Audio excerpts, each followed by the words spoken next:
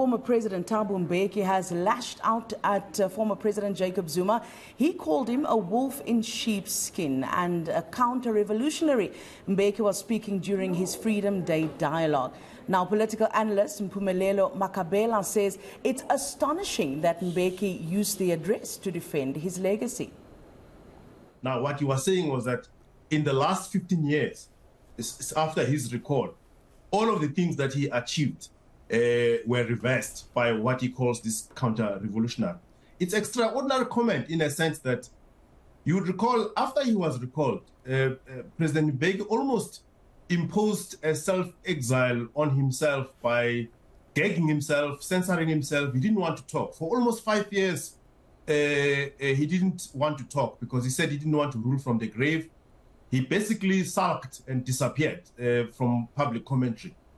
But in the beginning of the first term of Zuma's presidency, he started to comment, to say the country was going in the wrong direction. And after the Nugent Commission, he then actually also commented and said, you know, this amounted to a counter-revolution, this destruction of SARS. So it seems to me that he's upping the tempo on the criticism towards Zuma. And this might have been caused by the fact that Zuma now has decided to actually campaign against the ANC. He's actually campaigned for the fall of the ANC, even though Zuma himself was responsible for many of the things that have weakened the ANC. I think that is what Mbeki has got a gripe with.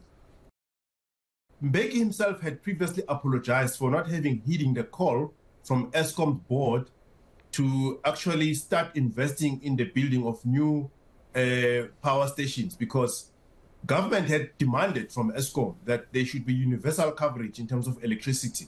I think they put up the target by the year 2000 that everyone should have access to electricity. They didn't meet that target, but a lot of people were connected to the electricity grid, which previously they were not.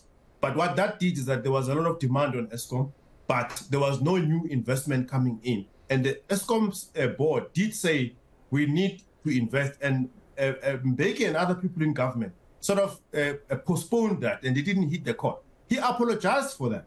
But today he comes back and he says the apology was misconstrued.